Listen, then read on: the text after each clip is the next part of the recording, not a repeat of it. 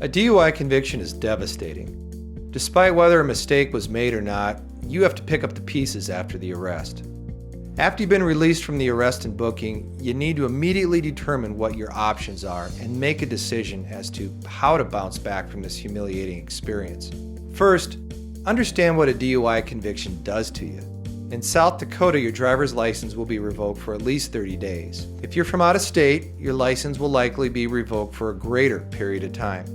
So if you're convicted, don't think the consequences just stay in South Dakota.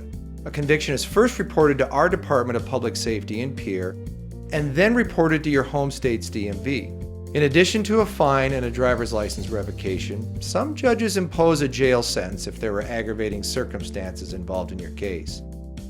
While most first offense cases in western South Dakota avoid jail, the loss of your driver's license triggers skyrocketing insurance rates to the tune of a few $1,000s over time.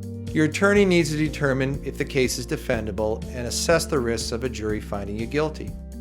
If a lesser charge, such as reckless or careless driving, could be obtained in a plea bargain, then you should be able to avoid a DUI conviction and the loss of license.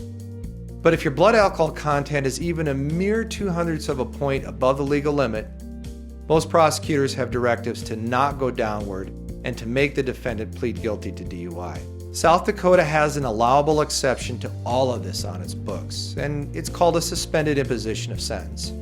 It's an order from the court that suspends the entering of a conviction subject to good behavior for about a year. At the end of the year period, your file is sealed, and you can truthfully say you were never convicted of that offense. Technically, your plea or finding of guilt is rejected as well to restore you to the position you were in before the arrest. However, another DUI in the next 10 years would count as a second offense. The benefit of the suspended imposition is the saving of your driver's license. Those with commercial driver's licenses at the time of their plea will not benefit from a suspended imposition of sentence, so you got to be aware of the options. Beyond being advised if you have a beatable case and the possibility of a jury trial, you need to ask whether any of these options I mentioned are right for you. DUI has been a specialty of my law practice since 1996.